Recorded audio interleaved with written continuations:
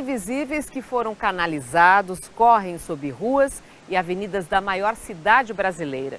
São Paulo ganharia mais qualidade de vida se tivesse córregos de água limpa a céu aberto. É o que deseja ver no futuro o projeto Rios e Ruas.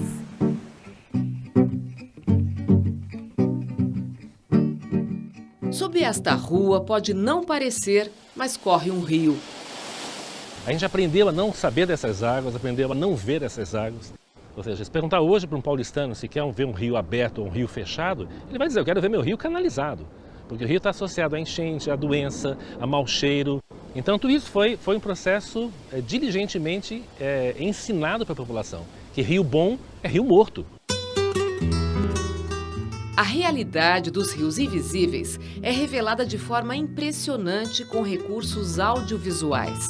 A maquete interativa exposta no Sesc Vila Mariana reproduziu fielmente a topografia da área mais urbanizada de São Paulo a partir do espigão da Avenida Paulista, ponto alto de onde brota a água que vai formar 3 grandes bacias hidrográficas: Tietê, Pinheiros e Tamanduateí. É muito comum as pessoas falarem que os avós diziam que ali tinha um rio, né? Meu avô ficava lá num rio, ele falava que passava um rio na Avenida Sumaré antigamente e tudo mais. Então o rio está lá ainda, ele só está embaixo da avenida canalizada. A construção virtual e sensorial de uma nova realidade é mais uma iniciativa do Rios e Ruas, um movimento que começou em 2010, graças à disposição destes 2 caçadores de rios no asfalto. Hoje foi a vez da equipe do Repórter Eco conhecer um pouco da história do sapateiro. O nome dele está ligado diretamente a uma questão histórica do desenvolvimento da cidade. Onde hoje é a Cinemateca Brasileira, aqui na Vila Mariana, é um prédio antigo, histórico, de um antigo matadouro da cidade. No entorno de matadouro você tem curtume, ou seja, lugares que tratam o couro dos animais para fazer artigos de couro. Por isso, os 3 nomes históricos que a gente conhece do sapateiro nos mapas: Riacho Sapateiro, o Riacho Matadouro ou o Riacho do Curtume. A Bacia do Sapateiro começa a ser formada na Vila Mariana. A expedição orientada pelos mapas antigos passa pela Praça Arquimedes da Silva, lugar que concentra algumas nascentes. O edifício, construído há cerca de 2 décadas, drena a água do subsolo várias vezes por dia. Água fresquinha e sem nenhum odor. Eu senti cheiro de água, vem cá, Márcia. É hora de se emocionar e tem medo não, que é. São Paulo é um negócio... É bem complicado. Gelada Você vê como... A expedição segue sobre o riacho, que tem cerca de 7 quilômetros de extensão.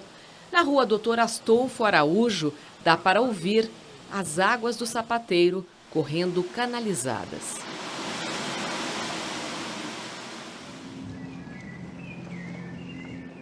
Pouco antes de desaguar no Rio Pinheiros, o Sapateiro corta o parque mais conhecido de São Paulo, passa por uma estação de tratamento e segue em direção a um dos lagos.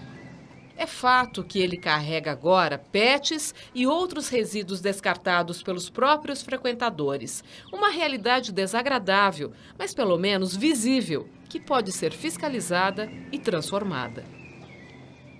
O fato deles estarem cobertos fazem com que a gente não veja como eles estão.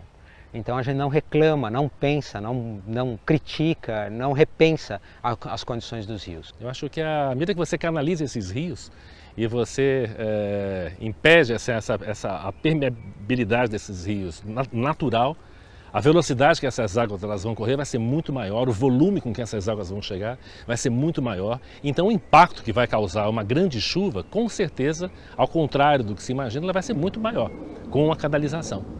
O arquiteto José Bueno lembra também como a cidade sem rios afeta o emocional das pessoas.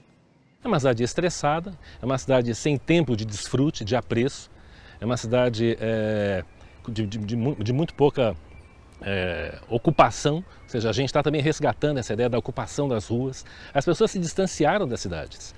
Entender o rio como um organismo vivo. É isto que quer o pessoal do projeto Rios e Ruas. Eles se movimentam para resgatar e descobrir trechos de cursos d'água de São Paulo que poderiam passar a correr assim, abertos, como o Córrego do Sapateiro dentro do Parque do Ibirapuera. Eles contam que várias cidades no mundo estão descobrindo seus rios. A Alemanha tem feito um esforço muito grande. A descontaminação de rios famosos como o Tamisa na Inglaterra e como o Sena na França também são exemplos, mas o que a gente tem visto mais modernamente são a reabertura de rios em lugares como Nova York, por exemplo. Então hoje a gente tem em Yonkers um exemplo, que é na Grande Nova York, é o norte de Nova York, em que um rio foi aberto depois de 70 anos dentro de uma galeria, que é o rio Sawmill. A mesma tecnologia que foi usada para cobrir esses rios, as mesmas empresas que cobriram esses rios vão ser as responsáveis por descobri-los. Isso é o que está acontecendo, como o Luiz colocou, em várias cidades do mundo.